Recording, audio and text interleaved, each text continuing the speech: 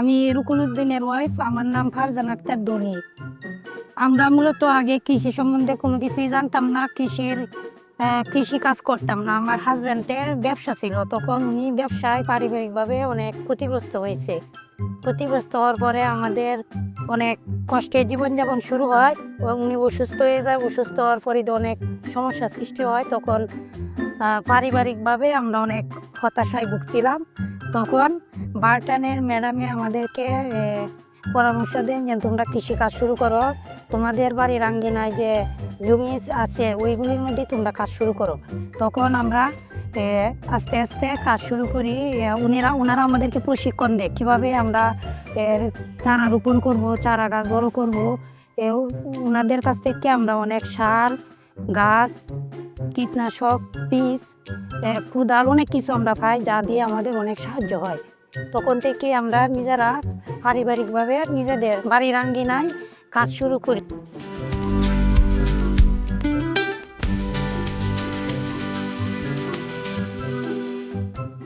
আপনাদের কাজ ঠিকঠাক মতো চলছে তো? এত সবজির বীজ দিলাম আমরা, এগুলা লাগিয়েছেন তো? হ্যাঁ, মিষ্টি কুমড়া তো খুব সুন্দর হয়েছে, লাউ সুন্দর হয়েছে দেখলাম, পালং শাকও সুন্দর হয়েছে। এই গ্রামের জনমানুষের পুষ্টি স্তর উন্নয়নের জন্য আমাদের যে বারটান অফিস, এই বারটান অফিসের তত্ত্বাবধানে এবং এফএওর আর্থিক সহায়তায় আমরা এই গ্রামের ৭৫টি পরিবারকে বিভিন্ন ধরনের সাহায্য সহযোগিতা করেছি। কাজটি করবার উদ্দেশ্য ছিল যে এই গ্রামটাকে পুষ্টি গ্রামে পরিণত করবার জন্য ধীরে ধীরে কতগুলি স্টেপ ওয়াইজ আমরা কাজগুলি করেছি আসলে। তো এইরকম একটা উদ্দেশ্য থেকেই ওনারা কিভাবে উৎপাদন করবেন এবং উৎপাদন করতে গেলে ওনাদের কি কি ধরনের উপকরণের প্রয়োজন হতে পারে সেই সহযোগিতা এই প্রকল্প থেকে করা হয়েছিল। তার সবচেয়ে গুরুত্বপূর্ণ কাজ করেছিলাম সেটা কি, আপনাদের আমরা প্রশিক্ষণ দিয়েছিলাম। প্রশিক্ষণ থেকে তো আমরা আপনাদেরকে বুঝাতে চেয়েছিলাম যে আমাদের যেমন বাড়ির পাশের যে আপনারা অব্যবহৃত যে জায়গাগুলি রেখে দিয়েছিলেন সে জায়গাগুলিতে আপনারা যেন কাজ করতে পারেন, এবং পাশাপাশি আপনাদের বলেছিলাম যে সেখান থেকে যে উৎপাদন হবে সেটা আমাদের পুষ্টি চাহিদা পূরণের জন্য আমাদেরকে আগে নিজেদেরকে খেতে হবে, তাই না? এবং এর থেকে যে বাড়তি যেটা হবে সেটা আমরা বিক্রি করব। হ্যাঁ, এবং এখন আপনারা সেটা করছেন তো? ম্যাডাম, কৃষিকাজ করে পরিবারের যে খাবারের চাহিদা আছে এটা মেটানোর পরিবর্তে আমরা বাজারে বিক্রি করি। বিক্রি করার পরে অনেক আমরা লাভবান হয়েছি। এখন আমাদের পরিবারের সচ্ছলতা ফিরে এসেছে। আমাদের বাগানে এই লাউ গাছ, মিষ্টি কুমড়ো গাছ, শিম গাছ, পালং শাক, লাল শাক, বেগুন, টমেটো, ধনেপাতা, ডাঁটা, করলা, অনেক নানান পদের শাকসবজি পাই, যার কারণে আমাদের এখন কোনো অসুখই হয় না। আমাদের শরীরের রোগ প্রতিরোধ ক্ষমতা অনেক আমাদের বাঁচে। আমরা দুই স্বামী স্ত্রী মিলে সারা দিন রাত পরিশ্রম করে এই বাগান তৈরি করছি। এখন আমরা অনেক ভালো আছি।